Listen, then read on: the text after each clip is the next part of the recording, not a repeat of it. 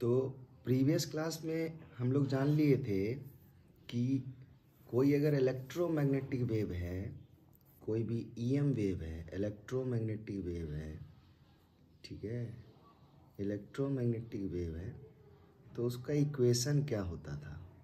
उसका इक्वेशन होता था electric field is equal to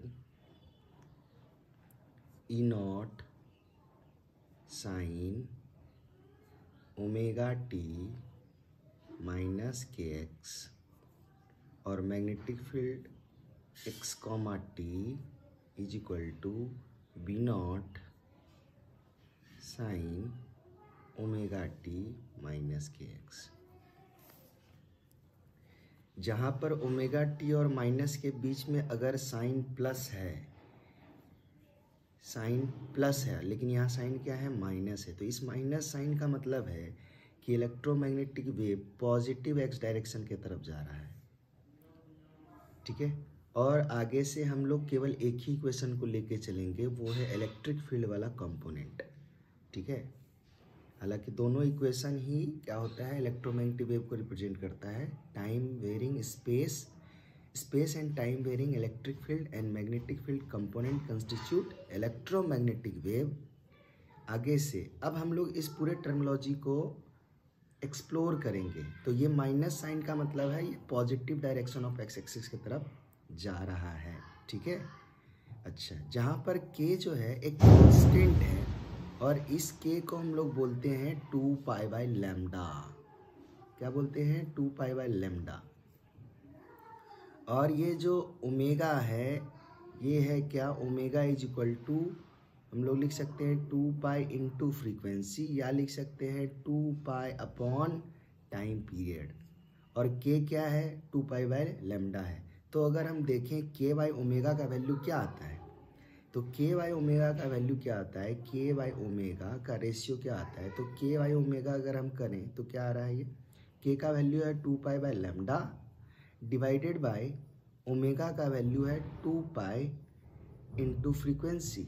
so 2 pi cancel हो गया और फ्रीक्वेंसी ऊपर चला गया और वेवलेंथ नीचे चला आया। अब ये फ्रीक्वेंसी ऊपर चला गया, वेवलेंथ नीचे चला आया, तो एक रिलेशन हम पहले ही बता चुके थे फ्रीक्वेंसी और वेवलेंथ के बीच में। वो क्या होता है कि speed of light is equal to, या electromagnetic wave is equal to frequency into wavelength, frequency into wavelength, ठीक है। ये गड़बड़ हो गया, ये वी बाय लैम्डा नहीं होगा, ये 1/v इंटू लैम्डा हो जाएगा। यानी कहने का मतलब c जो है वो v इंटू लैम्डा के बराबर है। यानी कहने का मतलब k और ओमेगा का रेशियो जो है वो 1/c है। अगर इसको हम रिवर्स कर दे और इसको हम बोले ये k/टू ओमेगा का रेशियो है, तो k/टू ओमेगा का रेशियो क्या देगा? c देगा। यानी कहने का मतलब स्पीड ऑफ वेव देगा, स्पीड ऑफ वेव को रिप्रेजेंट करता है ये। तो ये जो इसमें है, ध्यान से देखें, ये वाला कंपोनेंट जो है ये कहलाता है एम्पलीट्यूड, और ये के बाय ओमेगा का रेशियो, के बाय ओमेगा का रेशियो, के और ओमेगा का रेशियो क्या कहलाता है? के और ओमेगा का ratio speed, sorry, omega by के, ठीक है। ये क्या हो जाएगा? ओमेगा बाई के। ओमेगा बाई के का रेशियो क्या कहलाएगा? स्पीड ऑफ वेव कहलाएगा, क्योंकि के अपॉन ओमेगा 1/c आया है, तो ओमेगा अपॉन के इज इक्वल टू क्या आ जाएगा? स्पीड ऑफ वेव हो जाएगा। यानी कहने का मतलब अगर ये इक्वेशन दिया हुआ है तो इलेक्ट्रोमैग्नेटिक वेव के बारे में हम लोग सारा जानकारी रिट्रीव कर सकते हैं। क्या रिट्रीव कर सकते हैं? तो एम्पलीट्यूड कितना है भैया? एम्पलीट्यूड ई नॉट है। अगर हम बोले कि स्पीड कितना है, तो स्पीड बोलेंगे ओमेगा बाई के का जो रेशियो होगा वही क्या कहलाएगा? स्पीड कहलाएगा इलेक्ट्रोमैग्नेटिक वेव का। अगर हम बोले ये माइनस साइन क्या रिप्रेजेंट कर रहा है, तो ये माइनस साइन रिप्रेजेंट कर रहा है कि electromagnetic wave positive x direction के ओर जा रहा है, और अगर यहाँ प्लस होता तो माइनस की तरफ जाता। तो हम इस इक्वेशन को पूरा एक्सप्लोर कर दिए, और एक चीज़ एक्सप्लोर करेंगे कि E इज इक्वल टू क्या है मेरा equation? E is equal to E x comma T is equal to क्या है? E naught sine omega T minus के एक्स।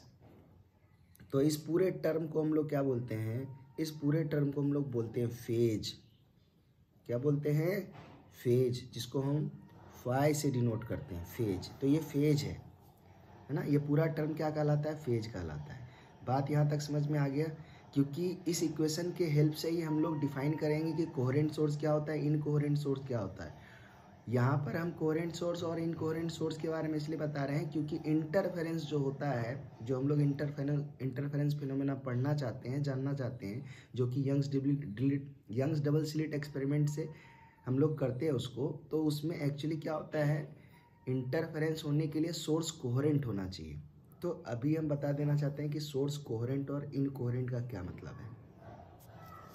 तो अब हम क्या कर रहे हैं कि हम मान रहे हैं कि एक सोर्स है S1, लाइट सोर्स है एक S1, ठीक है, और इसका इक्वेशन हम लिख रहे हैं कि y1 बराबर क्या है, y1 बराबर है A1 साइन ओमेगा टी, या मान लेते हैं ओमेगा 1 T1 माइनस K1x।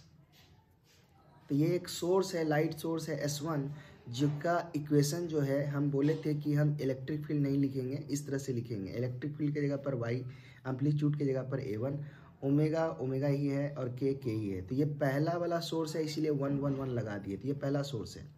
और अगर हम दूसरा सोर्स का बात करें, और मान लो इसमें हम एक और जोड़ देते हैं जिसको कि हम लोग फेज कांस्टेंट बोलते हैं, तो इसको हम ये जोड़ देते हैं Δ1, ठीक है, ये Δ1 फेज कांस्टेंट कहलाता है।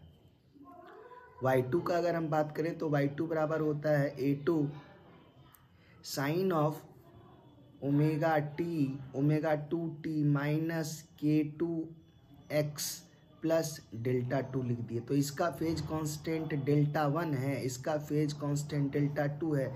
ये पूरा टर्म कहलाता है फेज, इसको हम बोल सकते हैं φ1, और इसको हम पूरा बोल सकते हैं क्या, फेज φ2, ठीक है। तो ये सोर्स हो गया S2। तो हम दो लाइट सोर्स कंसीडर किए हैं। एक लाइट सोर्स जो है जो कि इलेक्ट्रोमैग्नेटिक वेव जनरेट कर रहा है, चूँकि लाइट एक इलेक्ट्रोमैग्नेटिक वेव है, तो ये इलेक्ट्रोमैग्नेटिक वेव का इक्वेशन है, और ये दूसरे वाले सोर्स का इलेक्ट्रोमैग्नेटिक वेव का इक्वेशन है। अगर हम पहले इक्वेशन को अगर हम ध्यान से देखें तो omega 1t minus K1x plus Δ1, ये पूरा इंटायर टर्म क्या कहलाता है, फेज। जैसा कि हम पहले बताएं कि ये पूरा term omega t minus KX जो है वो फेज कहलाता है, ठीक है। तो इसका फेज φ1 है, इसका फेज φ2 है। अगर हम दोनों में डिफरेंस निकालें, φ2 माइनस φ1 करें, फेज डिफरेंस अगर हम दोनों वेव का निकालें तो φ2 माइनस φ1 बराबर क्या होगा, φ2 माइनस φ1 बराबर होगा omega 2 minus omega 1 into T, क्योंकि इसमें इसको हम लोग घटा रहे हैं, इसको घटा तो माइनस, ठीक है, माइनस अगर हम कॉमन ले लें K2 माइनस K1, ठीक है, प्लस ही लिखते हैं, और इसको लिखते हैं K2 माइनस K1, ठीक है, K2 minus K1 into x, और प्लस Δ2 माइनस Δ1। तो ये आया फेज डिफरेंस का expression, omega 2 minus omega 1 into T plus इतना माइनस इतना। तो इतना माइनस इतना जब करेंगे तो ये प्लस हो जाएगा और ये माइनस हो जाएगा, तो इसको हम लोग K1 माइनस K2 लिख देते हैं, K1 minus K2 into x, और एक बच गया Δ2 और Δ1, तो Δ2 माइनस Δ1 हो गया। अब ये Δ1 और Δ2 जो है ये फेज कांस्टेंट है, और ये फेज कांस्टेंट इनिशियल कंडीशन पर डिपेंड करता है, ठीक है। और यहाँ पर हम मान लेते हैं कि Δ1 Δ2 क्या है, बराबर है। अब ये कैसे बराबर हम मान रहे हैं, तो हम मान रहे हैं कि सोर्स S1 जो है और सोर्स S2 जो है उस दोनों के बीच में कुछ भी इनिशियल फेज डिफरेंस नहीं है, इनिशियल फेज डिफरेंस नहीं है। कहने का मतलब कि Δ1 Δ2 हम एज्यूम कर लिए बराबर है, ठीक है। तो इस टर्म को हम लोग नेग्लेक्ट कर देते हैं, ये वाला टर्म चला गया, Δ2 माइनस Δ1। अगर हम प्रोपगेशन कांस्टेंट को भी अगर हम मान लें कि बराबर है, K1 और क्या है K2 दोनों बराबर है, ठीक है। ये जो कांस्टेंट था, जो कि इसको हम बोले थे K जो होता है ये प्रोपगेशन कांस्टेंट होता है, जो कि 2π/λ होता है। हम मान ले रहे हैं कि दोनों का, देखो K क्या होता है, 2π/λ होता है। तो जो पहला वाला सोर्स है, पहला वाला जो सोर्स है उसका K1 क्या लिखेंगे, K1 बराबर लिखेंगे 2π/λ1, और K2 क्या लिखेंगे, K2 लिखेंगे 2π/λ2। तो K1 K2 अगर बराबर होना है, इसका मतलब λ1 λ2 क्या होना पड़ेगा, बराबर होना पड़ेगा। λ1 अगर λ2 बराबर है, इसका मतलब फ्रीक्वेंसी 1 और फ्रीक्वेंसी 2 क्या होना पड़ेगा, बराबर होना पड़ेगा। तो हम यहाँ पर क्यों बराबर ले रहे हैं, क्योंकि हम लोग को जो पढ़ना है वो इंटरफेरेंस ऑफ वेव है, इंटरफेरेंस ऑफ वेव है। और इंटरफेरेंस ऑफ वेव बहुत अच्छा हमको तब मिलता है जब दोनों लाइट सोर्स का फ्रीक्वेंसी सेम हो, और दोनों लाइट सोर्स का फ्रीक्वेंसी अगर सेम होगा तभी इंटरफेरेंस अच्छा बनता है। हालांकि रियलिटी तो यही है कि फेज डिफरेंस इतना है, लेकिन हम लोग आइडियल कंडीशन में जा रहे हैं। हम लोग इरेगुलर इंटरफेरेंस नहीं देखना चाहते हैं, रेगुलर इंटरफेरेंस देखना चाहते हैं, अच्छा इंटरफेरेंस देखना चाहते हैं। इसीलिए हम इसको एज्यूम कर लिए कि K1 K2 क्या है, बराबर है। और ये होता ही है। क्यों बराबर होना है? क्योंकि फ्रीक्वेंसी को बराबर होगा तो वेवलेंथ भी क्या हो जाएगा, बराबर हो जाएगा। इसीलिए हम यहाँ एज्यूम कर लिए कि K1 K2 क्या है, बराबर है। ये K1 K2 बराबर होना ही चाहिए इंटरफेरेंस होने के लिए। आगे चल के एक होता है कि what are the suitable condition under which interference of two light waves can be seen. So the ideal condition is both the light source moving in the same direction, same direction में move करना चाहिए। अब ध्यान से देखो, यहाँ पर भी हम माइनस लिए थे, यहाँ माइनस लिए थे, तो यहाँ पर सोर्स जो है यहाँ पर भी हम माइनस लिए हैं, यहाँ पर भी माइनस लिए हैं। यानी कहने का मतलब ये भी प्लस एक्स की तरफ जा रहा है और ये वाला भी प्लस एक्स की तरफ जा रहा है। तो एक चीज़ तो हो गया भैया, इंटरफेरेंस होने के लिए पहला कंडीशन कि दोनों वेव सेम डायरेक्शन में ट्रेवल करना चाहिए, हो गया। अब भाई सेम ट्रेवल, इंटरफेरेंस का मतलब क्या होता है, मीट करना। अब मिलेगा कब, दो वेव मिलेगा कब, जब एक ही डायरेक्शन में जा रहा हो, अपोजिट डायरेक्शन में अगर जा रहा होगा तो मिलने का चांस कम होगा। जैसे मान लो हम यहाँ पर एक सोर्स लिए, S1, ये अपना वेव इधर छोड़ा, और यहाँ पर सोर्स लिए S2, ये अपना वेव इधर छोड़ा, तो कभी ये दोनों वेव मिलेगा, दो वेव का मिलना ही क्या कहलाता है, इंटरफेरेंस, है ना। तो ये कभी मिलेगा नहीं क्योंकि ये अपोजिट डायरेक्शन में जा रहा है। इसीलिए हम दोनों वेव को क्या माने हैं, दोनों सोर्स को माने हैं S1 S2 को, कि दोनों जो है एक ही डायरेक्शन वेव प्रोपगेट कर रहा है। और दूसरा एजम्पशन क्या है कि भैया सेम फ्रीक्वेंसी होना चाहिए, इंटरफेरेंस होने के लिए सेम फ्रीक्वेंसी होना चाहिए। इसीलिए हम यहाँ K1 K2 को क्या ले लिए, बराबर। जब हम K1 K2 को बराबर लेंगे तो λ1 λ2 बराबर हो जाएगा, λ1 λ2 बराबर होगा तो फ्रीक्वेंसी यानी ν1 और ν2 क्या हो जाएगा, बराबर हो जाएगा। तो इस कंडीशन पे हम रीच कर जाएंगे कि इंटरफेरेंस में दोनों वेव का फ्रीक्वेंसी सेम है, ठीक है। हालांकि अगर अलग भी होगा तब भी इंटरफेरेंस होता है, लेकिन अच्छा इंटरफेरेंस दिखेगा नहीं। तो हम लोग अच्छा वाला इंटरफेरेंस देखना चाहते हैं, इसीलिए हम बोले कि ये K1 K2 क्या है, बराबर। और ये जो Δ1 Δ2 और Δ1 जो है इसको हम बराबर मान लिए, इससे कोई फर्क नहीं पड़ता है इंटरफेरेंस में। ये हम अपने सिंप्लीफिकेशन के लिए, इजी कैलकुलेशन के लिए मान लिए हैं कि Δ2 और Δ1 क्या है, बराबर है। इसीलिए हम इसको 0 कर दिए। ये खत्म हो गया, ये टर्म खत्म हो गया, ये टर्म खत्म हो गया। अब बचा ये वाला, ध्यान से देखो, इसमें λ1 λ2 बराबर हुआ था। अब ध्यान से देखो, यहाँ पर आ गया ω2 माइनस ω1। अब ओमेगा बराबर क्या होता था, ओमेगा बराबर होता था 2π/λ। यहाँ से वेवलेंथ बराबर हुआ है, फ्रीक्वेंसी भी बराबर नहीं हुआ था। यहाँ से भी केवल λ1 λ2 बराबर हुआ था। अब ध्यान से देखो, यहाँ स्पीड तो अलग अलग हो सकता है ना, स्पीड अलग अलग होगा तो फ्रीक्वेंसी अलग अलग हो जाएगा। देखो स्पीड अलग अलग होगा तो फ्रीक्वेंसी अलग अलग हो जाएगा।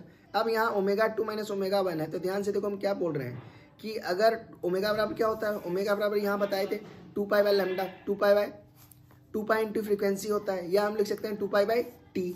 तो अगर हम ध्यान से देखो इसको 2π इंटू फ्रीक्वेंसी लिखें, इसका मतलब अगर ω1 ω2 को बराबर होना है तो ω1 इज इक्वल टू क्या लिखेंगे, 2π इंटू फ्रीक्वेंसी 1, और ω2 बराबर क्या लिखेंगे, 2π इंटू फ्रीक्वेंसी 2 ν2। अब अगर ये दोनों बराबर होना है, तो ν1 और ν2 को अगर हम बराबर कर दें तो ये वाला टर्म भी क्या हो जाएगा, वैनिश हो जाएगा। अब ध्यान से देखो, इसके पहले वाला दोनों टर्म तो हम वैनिश कर दिए थे, इसका कोई सिग्निफिकेंस नहीं है। इससे होगा भी तब भी इंटरफेरेंस पे कोई फर्क नहीं पड़ेगा। फेज डिफरेंस कांस्टेंट फेज जो है वो होगा तब भी कोई फर्क नहीं पड़ेगा, लेकिन ये अगर बराबर नहीं हुआ तो इंटरफेरेंस अच्छा नहीं दिखेगा। इसीलिए हम इसको बराबर किए, और इसको बराबर करने के लिए हमको दोनों वेव का λ1 λ2 क्या करना पड़ेगा, बराबर कर। लैम्डा क्या होता है, यहाँ से यहाँ तक का डिस्टेंस। एक कंप्लीट साइकिल में वेव कितना दूरी ट्रेवल करता है, इसी को हम लोग लैम्डा, यानी दूसरे वेव का भी वेवलेंथ कितना ही, इतना ही है, यानी दोनों बराबर हो गया। अब बच गया एक फ्रीक्वेंसी वाला टर्म हो गया ω2 और ω1। तो ओमेगा बराबर हम लोग जानते हैं 2π इंटू न्यू होता है, और तो ω1 लिख सकते हैं 2π इंटू ν1, और ω2 को लिख सकते हैं 2π इंटू ν2। तो फ्रीक्वेंसी 1 इक्वल टू फ्रीक्वेंसी 2 होगा, तो ये वाला टर्म भी क्या हो जाएगा, वैनिश हो जाएगा। अब ध्यान से देखना, यहाँ से हम तुमको कोहेरेंट सोर्स और इनकोहेरेंट सोर्स को बोलेंगे। तो मेरे लिए φ2 माइनस φ1 क्या हो गया, फेज डिफरेंस हो गया। इसको हम लोग Δ φ लिख देते हैं, फेज डिफरेंस हो गया। उसका वैल्यू क्या आया है, omega 2 minus omega 1 into t हो गया। अब ध्यान से देखना, if omega 1 is not equal to omega 2, अगर ओमेगा 1 ओमेगा 2 के बराबर नहीं है तो फेज डिफरेंस जो है उसको हम पीडी लिखेंगे। अब फेज डिफरेंस जो है वो फंक्शन ऑफ टाइम हो जाएगा, मतलब वो टाइम पर डिपेंड करेगा। ध्यान से देखो, यहाँ omega 2 minus omega 1 into T है, तो ओमेगा 1 ओमेगा 2 का वैल्यू तो कुछ ना कुछ कांस्टेंट होगा। तो ये वाला अगर टर्म जीरो नहीं हो रहा है, इसका कुछ फाइनाइट वैल्यू हो रहा है, तो ये पूरा टर्म किस पे डिपेंड करेगा, टी पे डिपेंड करेगा। यानी डेल्टा फाई किस पर डिपेंड करेगा, टी पे डिपेंड करेगा। यानी दो सोर्स जिसका फेज डिफरेंस समय के साथ बदलता रहता है, ऐसे सोर्स को हम लोग इनकोहेरेंट सोर्स बोलते हैं। ऐसा सोर्स जिसका फेज डिफरेंस समय के साथ चेंज करता रहता है, बदलता रहता है, समय पर निर्भर करता है, तो वैसे को हम लोग क्या बोलते हैं, वैसे सोर्स को हम लोग इनकोहेरेंट सोर्स बोलते हैं। तो ये इनकोहेरेंट सोर्स हो गया। इनकोहेरेंट सोर्स कैसा सोर्स होता है, इनकोहेरेंट सोर्स वैसा सोर्स होता है जिसका फेज डिफरेंस जो होता है समय पर निर्भर करता है, समय के साथ चेंज होता रहता है, लेकिन पोजीशन के साथ चेंज नहीं होता है, समय के साथ चेंज होता है। ठीक है, फेज डिफरेंस यहाँ आप देखो मैथमेटिकली दिखा दिए, इसी को तुमको अपने लैंग्वेज में लिखना है कि two sources are said to be coherent if the phase difference between the two sources is depends on time. It means it varies with time but this phase difference is independent of space, means ये x पे depend नहीं करता है, क्योंकि हम x वाला term को तो पहले ही जीरो कर चुके हैं। k2 माइनस k1 को हम क्या मान लिए, k1 k2 को क्या मान लिए, बराबर मान लिए। तो हमको लगता है कि इनकोहेरेंट सोर्स के बारे में समझ में आ गया, what is the meaning of incoherent source. और अगर हम कोहेरेंट सोर्स का बात करें तो कोहेरेंट सोर्स होने के लिए क्या होना पड़ेगा, कोहेरेंट सोर्स होने के लिए ओमेगा 1 और ओमेगा 2 को क्या होना पड़ेगा, बराबर होने का, तभी डेल्टा फाई क्या आएगा, जीरो आएगा। क्योंकि ये टाइम वाला जो टर्म है, ये जो टाइम वाला टर्म है, ये क्या हो जाएगा, अगर ओमेगा 1 ओमेगा 2 बराबर होगा तभी ये वाला पूरा टर्म क्या हो जाएगा, जीरो हो जाएगा। तब फेज डिफरेंस क्या हो जाएगा, इंडिपेंडेंट ऑफ टाइम हो जाएगा, समय पर निर्भर नहीं करेगा। यानी ये हमेशा क्या रहेगा, कांस्टेंट रहेगा। यानी दो sources, two sources are said to be coherent if their phase difference is independent of time, it means phase difference for two coherent sources is constant. So such type of source is known as coherent source. तो हम यहाँ पर समझाएं तुमको कि coherent source क्या होता है, इनकोहेरेंट सोर्स क्या होता है। ठीक है, कोहेरेंट सोर्स और इनकोहेरेंट सोर्स क्या होता है, आप लोग समझिए इस बात को कि कोहेरेंट सोर्स और इनकोहेरेंट सोर्स क्या होता है। ऐसा हम क्यों बताएं, ऐसा हम इसलिए बताएं क्योंकि हमको पढ़ना क्या है भैया, हमको पढ़ना है इंटरफेरेंस। क्या पढ़ना है, इंटरफेरेंस। और आगे चल के ये क्वेश्चन एराइज होता है कि इंटरफेरेंस में, इंटरफेरेंस होने के लिए गुड कंडीशन क्या है। तो आइडियल कंडीशन क्या है, पहला फ्रीक्वेंसी सेम होना चाहिए, सेम फ्रीक्वेंसी। यानी जो दो सोर्स है उस दोनों सोर्स के लाइट वेव में जो इंटरफेरेंस होगा वो अच्छा होगा, उसके लिए क्या होना चाहिए कि फ्रीक्वेंसी दोनों का बराबर होना चाहिए। दूसरा कंडीशन क्या है, सेम डायरेक्शन में ट्रैवल करना चाहिए, सेम डायरेक्शन में ट्रैवल करना चाहिए। और तीसरा कंडीशन क्या है, तीसरा कंडीशन है कि S1 और S2 जो सोर्स है वो क्या होना चाहिए, कोहेरेंट होना चाहिए, कोहेरेंट होना चाहिए। तो these are the condition under which interference of two waves can be seen, under which fringes pattern formation takes place. Fringe pattern बनता है जब भी दो वेव मिलता है। जैसे मान लो ये सोर्स S1 है और ये सोर्स S2 है, सपोज करो ये इस डायरेक्शन में जा रहा है और ये भी इसी डायरेक्शन में जा रहा है, और किसी पॉइंट पर सुपर इम्पोज किया, मतलब मीट किया, मतलब इंटरफेयर किया, और यहाँ पर हम एक स्क्रीन बना दिए। अब ये वेव चल रहा है तो यहाँ चल रहा है तो यहाँ भी मिलेगा, यहाँ भी मिला, इस पॉइंट पर भी मिला, यहाँ भी मिला, इस पॉइंट पे भी मिला, यहाँ भी मिला, इस पॉइंट पे भी मिला। तो बहुत सारा पॉइंट है जो स्क्रीन पे जाके ये दोनों वेव क्या कर रहा है, सुपर इम्पोज कर रहा है। तो यहाँ पर क्या है, मान लेते हैं यहाँ मैक्सिमा बन रहा है, मतलब यहाँ जो है ना ब्राइट फ्रिंज देखेगा, मतलब जिसका ब्राइटनेस होगा ज़्यादा होगा। और मान लेते हैं कि यहाँ पर क्या बन रहा है, डार्क बन रहा है, फिर यहाँ पर क्या बन रहा है, ब्राइट बन रहा है, फिर यहाँ पर क्या बन रहा है, डार्क। तो ये हम कर देते हैं ब्राइट, इसको कर देते हैं डार्क, ठीक है, फिर इसको कर देते हैं डार्क और इसको कर देते हैं ब्राइट। तो अल्टरनेट पोजीशन पे डार्क ब्राइट का कॉम्बिनेशन मिलता है। तो इंटरफेरेंस से क्या होता है कि जब भी दो वेव सुपर इम्पोज करता है तो स्पेस में किसी भी पॉइंट पर इंटेंसिटी का वेरिएशन होता है, लाइट का इंटेंसिटी का वेरिएशन होता है, अलग अलग इंटेंसिटी मिलता है हमको। तो वो जो अलग अलग इंटेंसिटी मिलता है उसके कारण ऐसा बैंड बन जाता है जहाँ पर ये डार्क है और यहाँ ब्राइट है, यहाँ डार्क है और यहाँ ब्राइट है, और इसी को हम लोग क्या बोलते हैं, फ्रिंज पैटर्न बोलते हैं। यानी लाइट वेव जब भी मिलता है तो क्या फॉर्मेशन करता है, फ्रिंज पैटर्न फॉर्मेशन करता है। ये जो फ्रिंज है इसको हम लोग डार्क फ्रिंज बोलते हैं, जिसका इंटेंसिटी कम है इसीलिए ये डार्क है, और इसको ब्राइट इसलिए बोलते हैं क्योंकि इसका इंटेंसिटी ज़्यादा है, इसीलिए इसको हम लोग ब्राइट बोलते हैं। तो आई होप समझ में आया होगा कि इंटरफेरेंस में क्या होता है और कंडीशन क्या है इंटरफेरेंस का। तो जब भी दो वेव सुपर इम्पोज करता है there is a formation of maxima minima. ये देखो, और एक तरह से समझ सकते हैं कि इंटेंसिटी मिनिमम कब होता है, जब मिनिमा बनता है, और इंटेंसिटी मैक्सिमम कब होता है, जब मैक्सिमम इंटेंसिटी होता है। ठीक है, ये हम लोग अभी एक्सप्रेशन से हम लोग आगे, ठीक है, आगे नेक्स्ट वीडियो में हम लोग करेंगे इसको।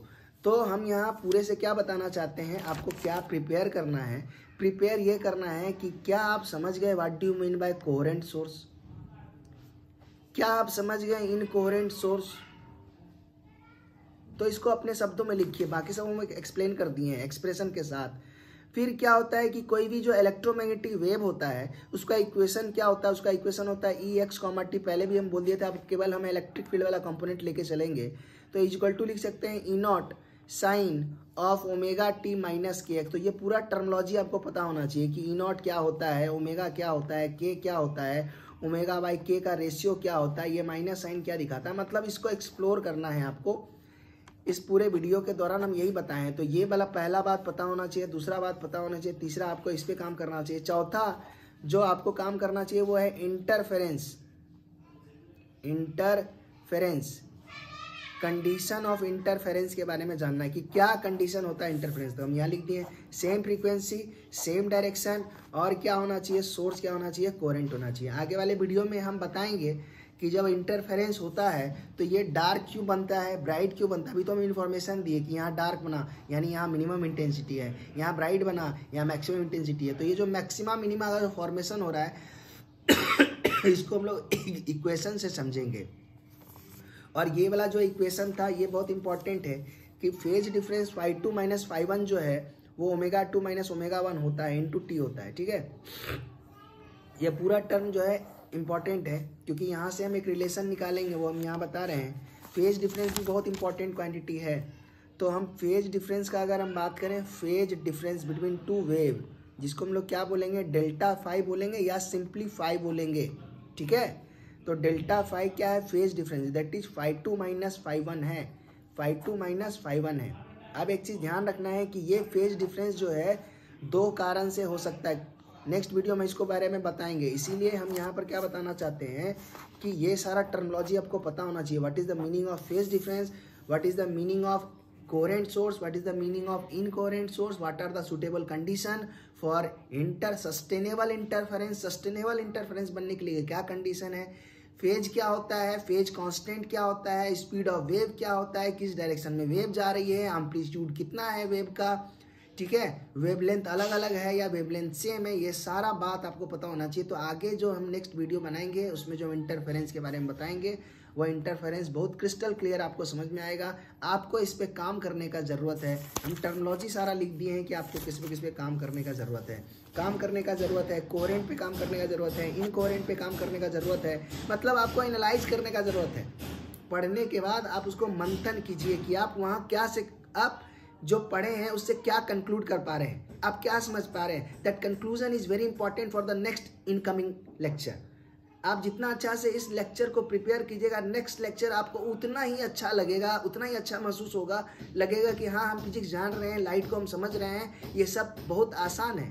लेकिन आप इस चीज़ पे अगर काम नहीं कीजिएगा तो नेक्स्ट लेक्चर जो होगा वो आपके लिए डिफ़िकल्ट होगा, अंडरस्टैंडिंग में प्रॉब्लम आएंगी। तो ये सारा टॉपिक पे आप काम कीजिए, coherent source, incoherent source, electric field का जो इक्वेशन है उसमें सारा टर्म को एक्सप्लोर कीजिए कि क्या है और कंडीशन क्या है इंटरफेरेंस का। पांचवा जो है जिस पे काम करना है वो आपको फेज पे काम करना है, फेज यानी फेज और फेज डिफरेंस। ठीक है, तो हम नेक्स्ट वीडियो बनाएंगे, आज ही बनाएंगे। ठीक है, और उसमें हम लोग इंटरफेरेंस के बारे में पढ़ेंगे। ठीक है, थैंक यू।